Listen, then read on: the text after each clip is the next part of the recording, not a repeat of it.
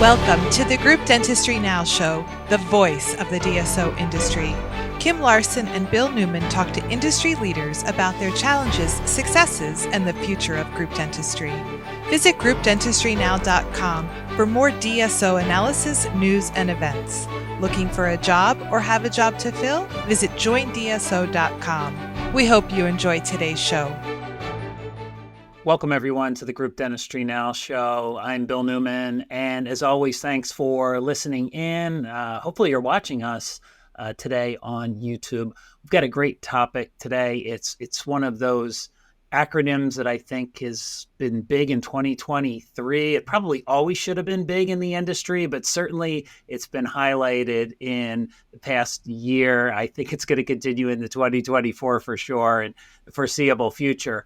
We're talking about RCM. So we've got two RCM leaders here. We have Danielle Cuthbertson. She is the VP of Revenue Management. I think I got that right, at Gen4 Dental Partners. So Danielle, thanks for being here today. Hello. Hello. And we have Eric Gallegos. He is also a vice president, but vice president of revenue at InsideDesk. So Eric, thanks for joining us today. Thanks for having us. So Danielle, why don't we start with you? Can you tell the audience a little bit about yourself and about the role you have at Gen4 Dental Partners and maybe a little bit about Gen4? Absolutely. Thanks for having me on today, everyone. My name is Danielle. I'm the Vice President of Revenue Cycle Management for Gen4 Dental Partners. And my role for the organization is to drive revenue and collect cash. And so that's very broad, but it also means it impacts a lot of different things within the organization. And so to your point earlier, RCM is a hot button, but it's always been there and it will continue to be there. And hopefully with some of the new technology that's coming out, it'll continue to improve and get better. Just some quick background on Gen4 Dental Partners. We are growing exponentially. We were one of the fastest growing DSOs in 2023, currently at 100 plus offices and continuing on that trajectory through the end of the year. What makes us unique, in my opinion, is when we say we are doctor-led, we are doctor-led. Our clinical presidents run the business and we're here just to support them. And that's what keeps us in the market today, doing the right things. Just some quick background on myself. My background actually started in operations, and then I came over to the revenue cycle side. Been in dentistry for about 15 years and have very much enjoyed the ride that RCM is on right now. Thanks, Danielle. Eric, tell us a little bit about yourself, InsideDesk, and what you do there. Yeah, I've been at InsideDesk for 2.5 years. It's been an amazing ride. Really just trying to help. We've created a platform that helps simplify claim management, right? RCM, revenue cycle, is a simple job, but it's not an easy one. There's a lot of inputs and manual inputs. And so we really try to help automate, make it a lot easier for people to do that job and for DSOs to connect and collect their dollars as quickly as possible. So we've had a lot of great success working with companies like, Gen4. And so we've had a lot of fun, and it's to your point, Bill, it's just getting bigger, right? People keep talking about RCM, and as PE kind of comes into this space and DSOs continue to grow, we're going to hear more about it. So my background's pretty simple. I've been in dental tech for over 10 years.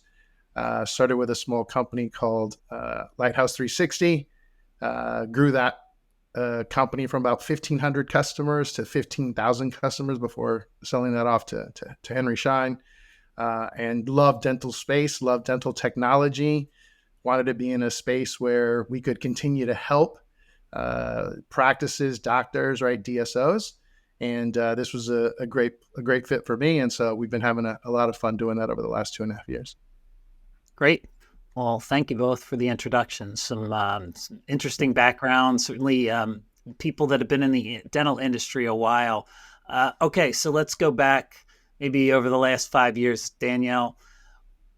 So why RCM? Why has it so important now? I mean, again, I kind of go back to why haven't we been thinking about it before? Because I guess you have, but I think as an industry, there's been quite a bit of a focus on it recently. So talk a little bit about that. What have you seen, in the past 5 years with RCM? Yeah, I like starting it off with the analogy of what did RCM used to be. And when you looked at a dental office and you looked at DSOs, it used to be, and give a visual, is that person that sat in the back office who wasn't always the most friendly, who was the most pivotal person in the office because they got money in the door. And that's what we thought of as billing. And I use quotes, billing person. They're the ones who did that. But what we realized is that person, when they started to exit out as, the organization started to change and we realized how pivotal they were. They held so much information. So when they exited out, we saw practices fail for a short period of time. And so it started to get the light shined on it that it needed. We understood that that the claims going out weren't just somebody pushing money out the door. It was actually pushing money out the door and being able to maximize how much money is being pushed out the door. Understanding how coding really impacts a practice.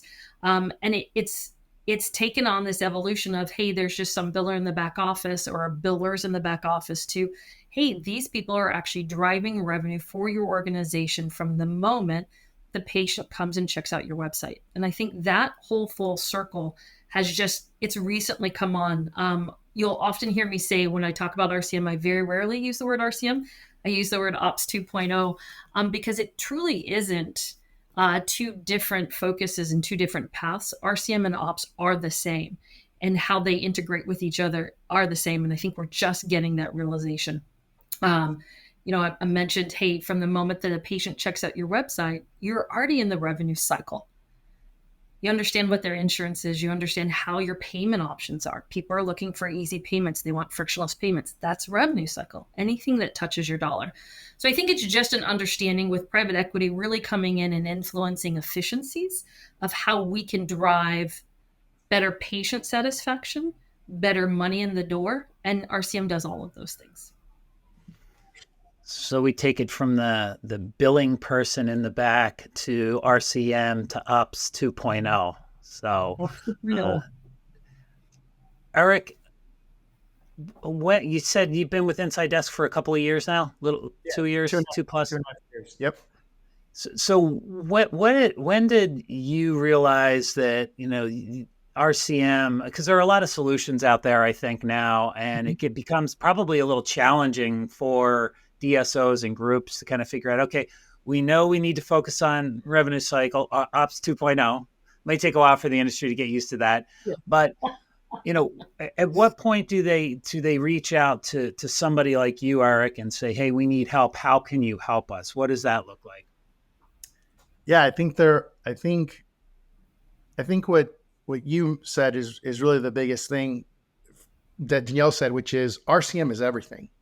Right. And we're starting to realize it's not just the person in the background. It starts with intake. It starts with treatment. Right. And kind of it moves itself along to submission and along the way. And so what I think has happened in the last year is people are realizing that revenue cycle is a flywheel. Right. It's pretty big. And so when they call us, they know that they have a problem and they don't really recognize today where we fit in that solution. Right. So a lot of the things that we do today is really educate. Right. Do you need a posting product? Do you need an insurance verification product? Do you actually need a claim management product, or do you have some other issue in terms of analytics? And so part of the last year has really been people are coming to us trying to understand what we do, right? Where we fit in the revenue cycle wheel. And it can be a little bit of confusing because there are a lot of vendors out there that encompass that wheel.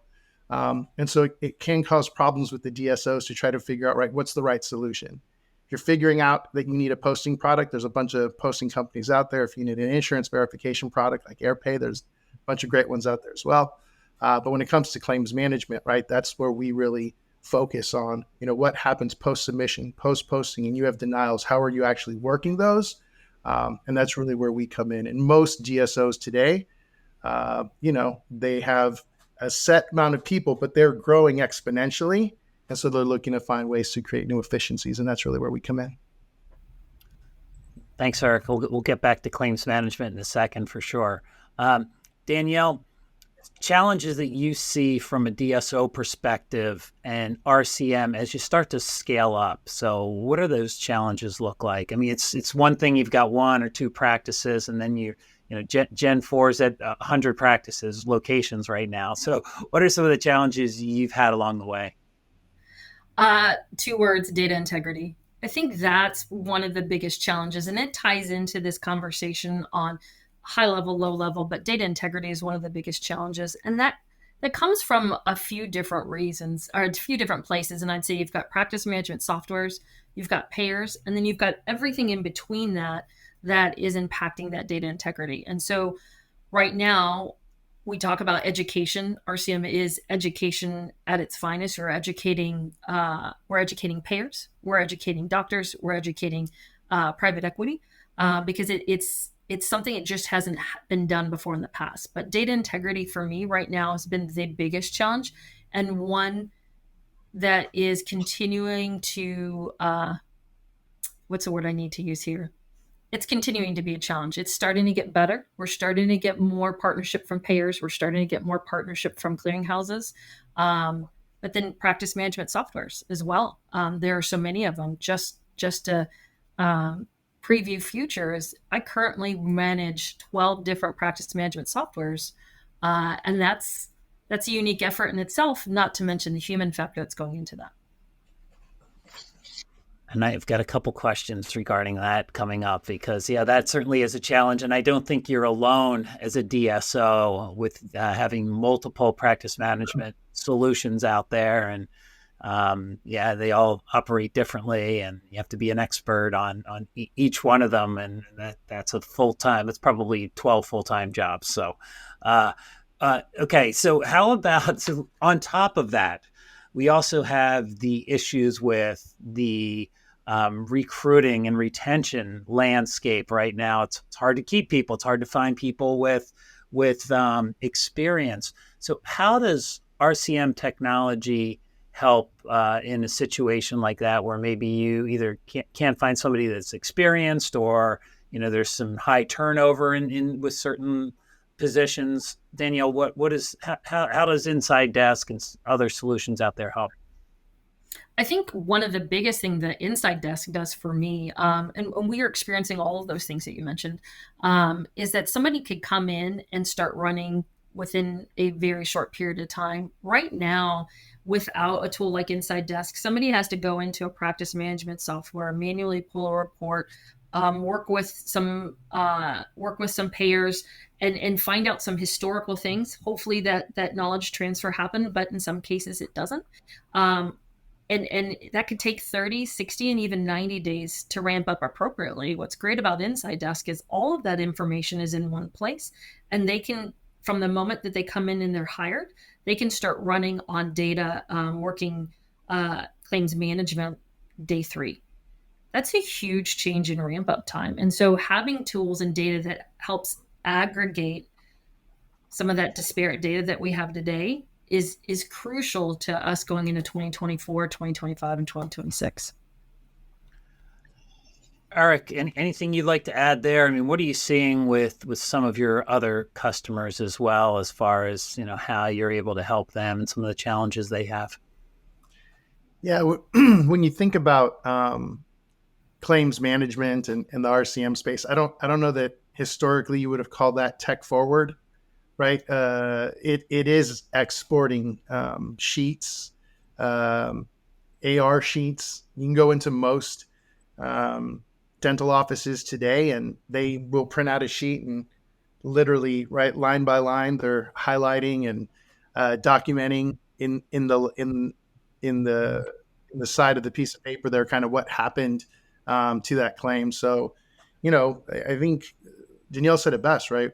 Our job is real simple, which is there's not a lot of great RCM talent today. We're actually training a lot of great RCM talent today. The DSOs are finding people who've never done this work before, and simplifying it for them is super important, right? In a post-COVID world, after the Great Resignation, finding that talent is very difficult, and finding talent who's done it at scale, right? And kind of to Danielle's point, 12 PMSs, right? Different payers, that's difficult. So when we can put that all together, right? All of our DSOs, if you're talking about MB2 or Gen4 or Peak Dental, right? One of the biggest things they say is onboarding is significantly easier because people can start working claims in 2 or 3 days, where before it would take 2 or 3 weeks and people were quitting just trying to learn how to get the data out of the PMS. So we hear that pretty regularly. I think most of the DSOs are pretty happy to have this new technology for things to be easier. Right now, they're just getting used to the fact that, right, RCM, revenue cycle, isn't a cost center, right? It's actually revenue. It's generating revenue for you. And so the whole perspective on what RCM is and how it can help these DSOs is changing pretty quickly. It's pretty impressive. It's fun. Could you dive a little bit more into how InsideDesk actually can help alleviate some of those challenges? Again, you said you shorten the ramp up time, right? For somebody going from 2 to 3 weeks of learning something, maybe bails in the middle of it because it's they just don't want to deal with it, to a couple of days. So what do you do at InsideDesk, or what does InsideDesk do to make this happen?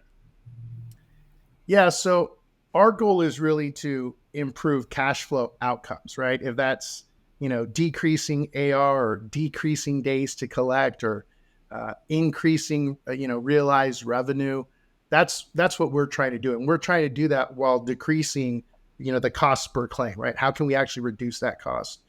For most DSOs, right, if you're, again, Gen4, 100 locations trying to get to 200, or MB2 going from 300 to 600, whatever it may be, you might be a DSO that's going from 20 to 40, right? The benefits of scale and process, you don't want to have to double your RCM headcount because you've doubled your DSO growth, right? And so that's really where we come in, right? We want to take the group that you have today, and we want to automate their work so that, this work is challenging, but they don't often feel challenged, right? It's frustrating, it's tedious.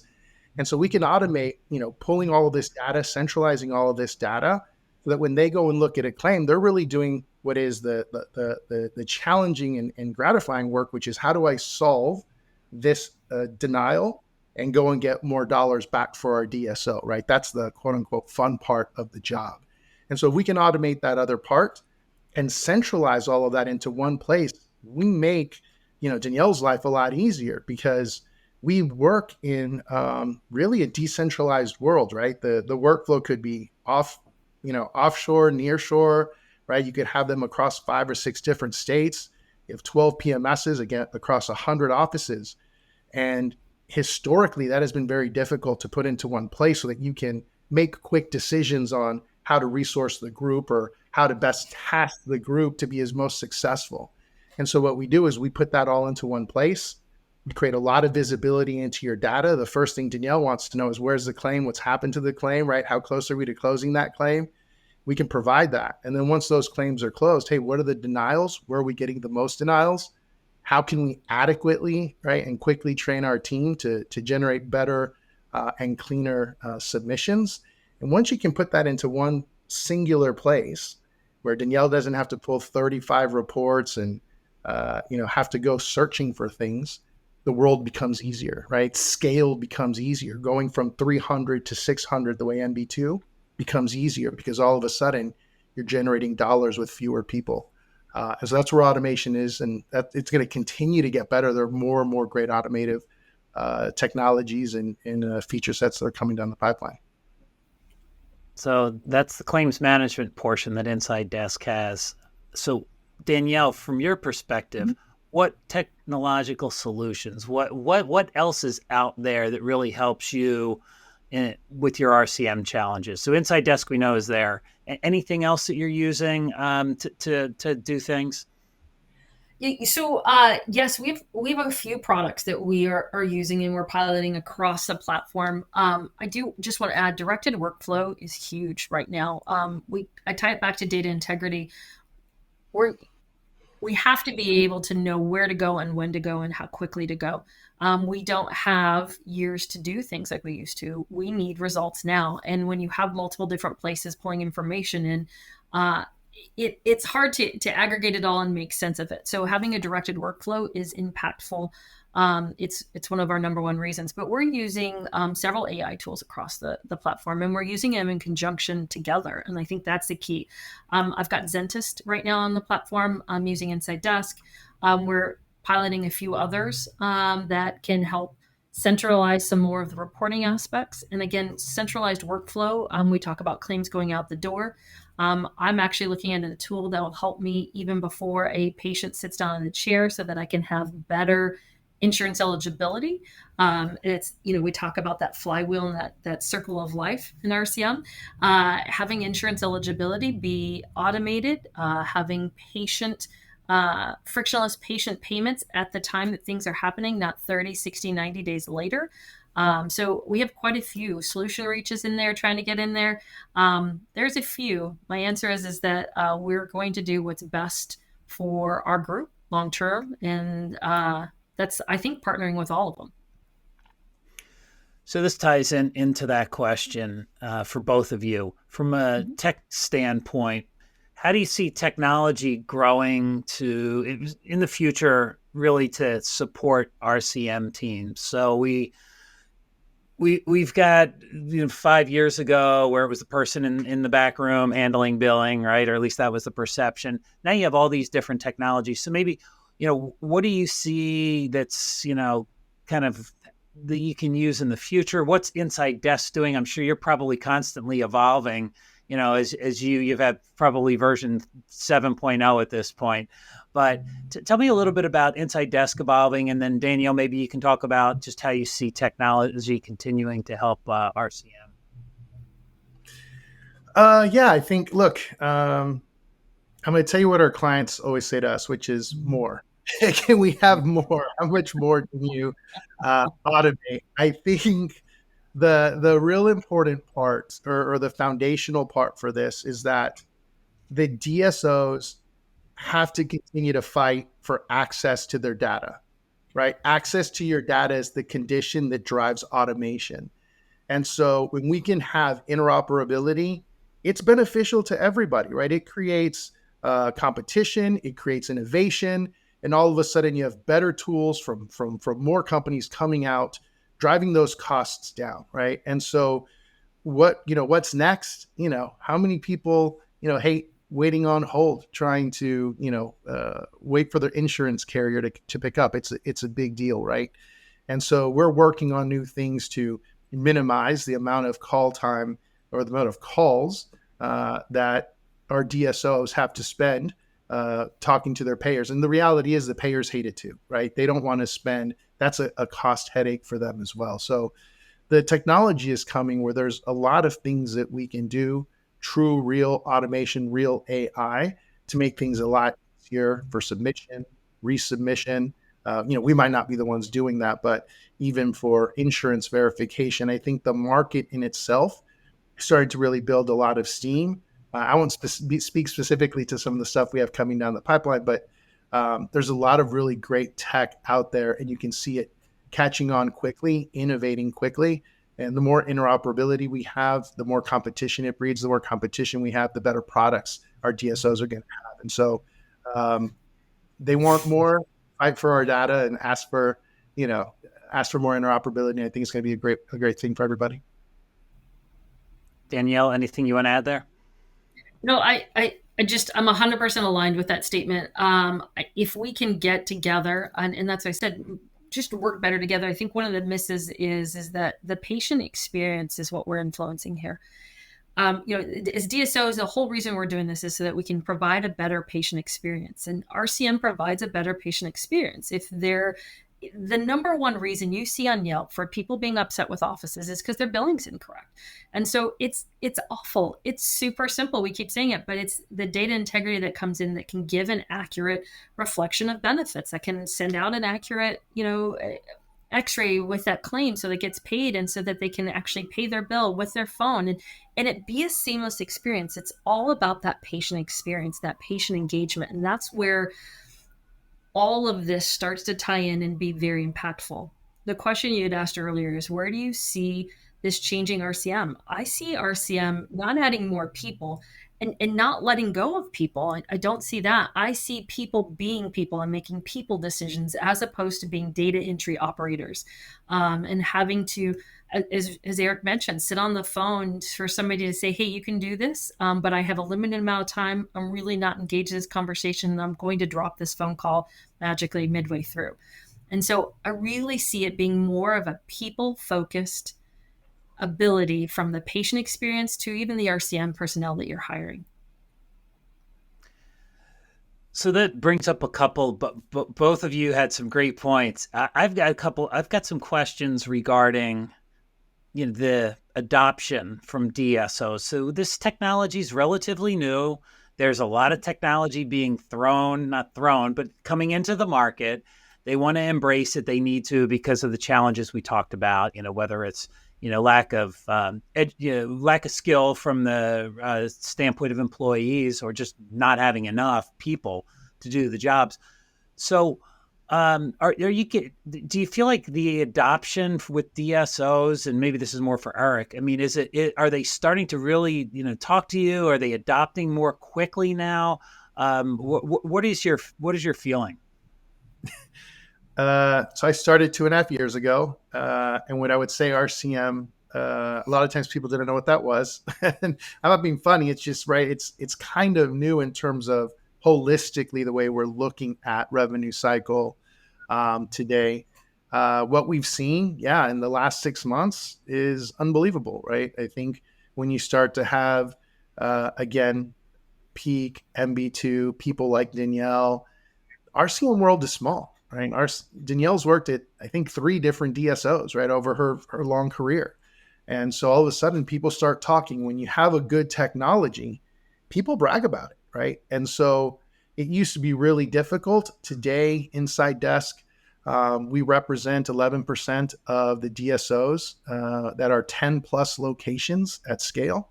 That's a huge number. We were at 0 2.5 years ago. And so that's a big number that we represent, that many DSOs of 10 plus locations. And so, it's starting to come a lot quicker, a lot faster. They're recognizing you can outsource this, right? You can keep it in-house. You can, near short, however you want to do it. But if you don't have the visibility to figure out what your outcomes are, how quickly things are being collected, how much yield is being collected, then you can get it for less, but that doesn't necessarily mean you're going to get more. And your responsibility today as a DSO, right? You have PE dollars, is to collect as much dollars as possible. And so we provide that visibility and that efficiency. And so you're seeing adoption really escalate in the last 6 months. Danielle, do you run into any issues with fear maybe from some of the employees? We are kind of embracing technology if some people maybe aren't used to it. I mean, you run into any of that?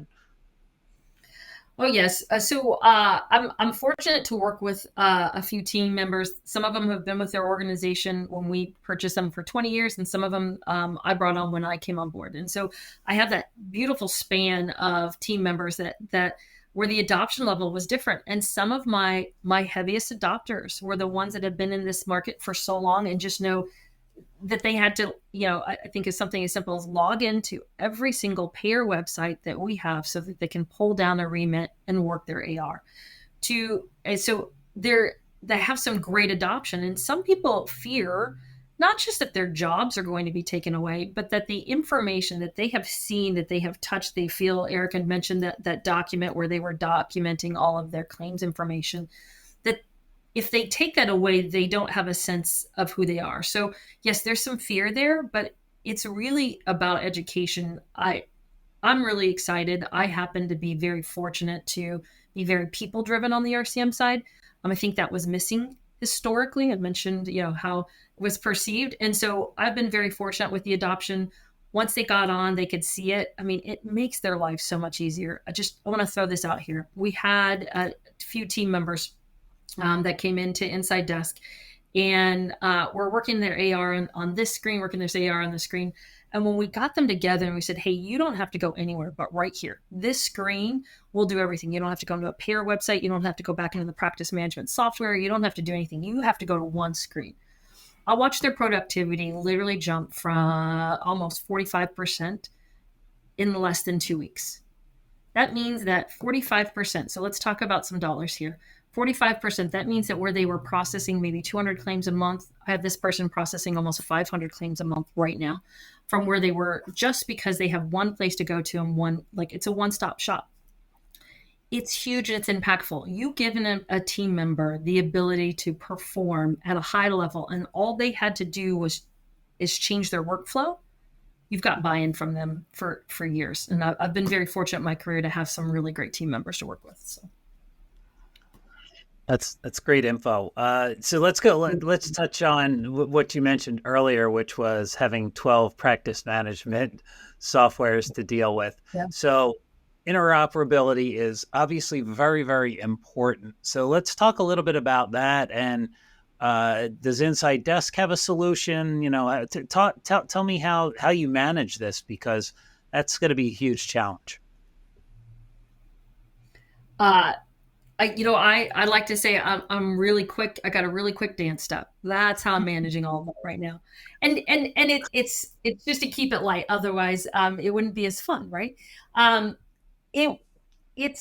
It's a challenge right now. And you hear me start, it's a challenge right now. That's why we're looking for solutions for this. We continue to add partnerships. InsideDesk and I have, we've done some great things in our practices, and we're starting to roll it out to more and more. It's part of our onboarding process. It's not an easy feat, is all I can say right now. And so to have that coming, to see how well they're working together, it's not there yet, but we're getting there. So there's no solution out there currently, but companies are getting closer and closer to being able to help you with that challenge.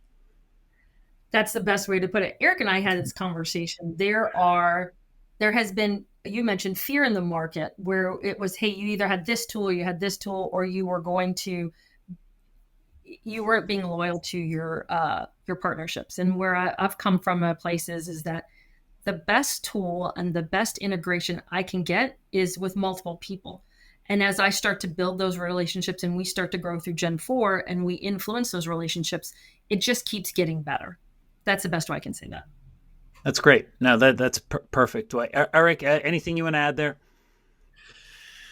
Yeah, I think, look, interoperability is a huge deal, right? And there's open architecture and there's closed architecture. And the reality is each DSO has to figure out what's the right solution for them. And not all open architecture is 100% open, and not all closed architecture is 100% closed, right? There's a lot of gray there. My personal opinion is what matters most is who gives you the most options. Where can you get the most options for your DSO? Because at the end of the day, options breed competition, and competition breeds better product. And I'm a big believer in that. I welcome competitors in the market because it makes us better. It makes the experience for our clients better, right? They have more options. They have to make more decisions and go through more sales pitches. I'm sure they hate that. But at the end of the day, right, they want a better, seamless experience. And so interoperability provides that. And DSOs, it's important that they fight for their data and that they fight for platforms that allow them to share that data seamlessly, for sure. Okay, so as we start to wrap things up, I've got a couple final questions here. So, like I mentioned at the top of the show, RCM is probably one of the most talked about things in the DSO space. Certainly, I think it was, AI, right? Maybe 2 or 3 years ago. And not that InsideDesk doesn't have AI and RCM doesn't have AI solutions, but it was AI and now it's RCM. I think at the same time, same store sales growth, right? Same store growth is now, again, something that should have been focused on all along, probably like RCM. But now that's a topic of conversation, right? There's no longer this growth through acquisition. So DSOs, and I know Gen4 is still acquiring practices, but there's some out there that aren't. And they're focused really on, okay, we maybe acquired quite a few practices over the last 3 or 4 years. And now we have to figure out how to make sure that each one of those locations, each one of the groups that we've acquired is firing on all cylinders, and a lot of them aren't. So how do we focus on same store growth? So talk about RCM solutions that help with same store growth. And maybe we'll start with you, Danielle. I've said it a few times, it's patient engagement and patient satisfaction. RCM does both. And how do we do both is we start off with proper insurance eligibility. Go back 2 steps from the moment a patient is searching you on a website, right? And understanding what insurances you take or don't take and what payment options you have. We have a very educated population out there right now, and they understand their benefits. They understand that they have the ability to go to their healthcare providers, have a credit card on file. They don't even look at things. They just approve it on their phone. They get a statement on their phone. They hit pay. I'm that person. They want the ability to schedule online, right? There is so much that RCM is doing to help that patient engagement and patient satisfaction. That's the number one way we can help with same store growth, is ensuring that your patient's entire visit, from the moment that they click on your website to the moment that they walk out the door and they have a payment engagement with you, is seamless and smooth. They shouldn't have to think about it. They shouldn't have to worry whether or not they trust. Most of the time, when somebody walks into a dentist's office today, they trust the dentist 95% of the time, 98% of the time. The challenge of the reason people don't come back is that they don't trust the financial aspect. And that's where RCM and having a strong RCM team, RCM leaders to guide your organization really influences your same store growth. Eric, anything there you'd like to add? Yeah, I'll come at it from a feature standpoint with InsideDesk, right? I've never asked a DSO what your net collection rate is, and they not say 98%, right? Net collection rate is a blunt instrument, and no one's ever not had a 98% collection rate. I won't get into the whys and the hows, but apparently everybody collects perfectly, basically. What we do is provide ability, because we connect to the PMS, because we can connect to the user, because we can also see what the payer is paying. We can actually provide what we call, what most people call, realized revenue or claim yield. Once you understand your claim yield, you can actually increase same-store growth or increase collections from claims you've actually already closed. And so what happens is once you understand claim yield and once you have visibility into it, you can see that store A is collecting 70% of their dollars, store B is collecting 90% of their dollars, and score C is 50% of their dollars. So all of a sudden, you've already worked these claims. You've already closed them. You've already posted them. What we're doing today is we're helping our clients go back a year to see the claims that they've already closed and said, hey, there's $45,000 here. There's $14,000 with these 100 claims that you've already closed and posted. Closing more and closing quicker is great in volume. But what matters is accuracy, right? Of the 100 you were expecting, did you get 85 or did you get 65? We can help facilitate same-store growth by making sure that our clients are collecting the dollars they've already done the work on, the dollars that they're contracted and expected to collect. And so from an InsideDesk standpoint, our ability to give you new reporting, again, at scale, 100 locations, right? 12, 5 or 6 different PMSs, be able to put that into one place and figure out not just which of your offices aren't collecting their dollars, but which of your users aren't collecting those dollars, allows you to better resource, better train, and get much more of those dollars back into the business. And for a DSO, that's paramount when borrowing dollars is very expensive. Great points. So as we start to wrap this up here, I'd like to get final thoughts from you, Danielle, and you, Eric, before we provide your contact information to people that want to reach out, because this is a hot topic and I'm sure there's a lot of struggles out there. So Danielle, final thoughts? Just that RCM is not just the biller in the back corner or just the team of billers, whether it be onshore, offshore, or a combination thereof. It is a revenue driver for your organization. And investing in that is investing in your business. And I really feel that that's where the change is coming. And that's why we're seeing these changes.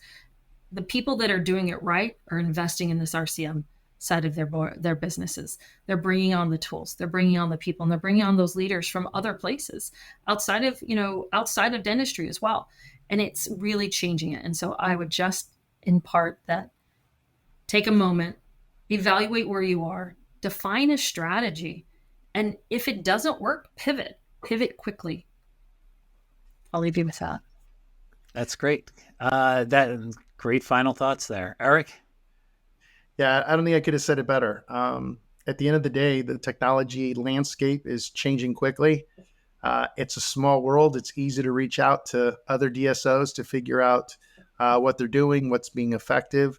And I think Danielle said this a lot earlier. Don't be scared, right? The technology is new. It feels like a new cost, but the long-term benefits and savings in time and increase in revenue generation, it's significant. It's not 2%. It's not 5%. It's, for Danielle, it's almost 45%. For some of our other organizations, it's 51%. Those are real huge numbers, especially because these DSOs aren't slowing down. They're not trying to get to 20. They're trying to get to 200, and the 200s are trying to get to 1,000. And so invest early, figure out that process, and maximize it along your growth plan for sure. Yep. Great. Danielle, if people want to find out more about Gen4 Dental Partners, or they want to contact you, how do they do so? The best way to get a hold of me, I'm going to say, is email right now. I'm going to just say it's dcuthbertson@gen4dentalpartners.com. Best way, I will get back to you as quickly as possible, but best way to get a hold of me right now. Excellent. And we'll make sure we put that email address in the show notes. Eric, if they want to find out more about InsideDesk, or they want to talk to you? Yeah, they can go to InsideDesk.com. We have a bunch of great information on there. They can schedule some time with some of our great account executives, Whitney Ehrlichman and Andrew McMath. And if you want to reach out directly, it's pretty simple. Eric@InsideDesk.com. That's the way to get a hold of us. Excellent. Yeah, and Inside Desk has a couple of great articles on our website, Group Dentistry Now. We'll make sure we drop those links in the show notes with both your email addresses, your company websites, so people can find out what they want to find out. But great conversation about RCM today, or as Danielle has coined it, operations or Ops 2.0. So I like that. That might take off. You might want to trademark it. Well, thank you both, and thanks everybody for watching us today. This is the Group Dentistry Now Show, and until next time, I'm Bill Newman. The Group Dentistry Now Show has listeners across North and South America, Europe, Asia, and Australia. If you like our show, subscribe today, and please tell your colleagues about us.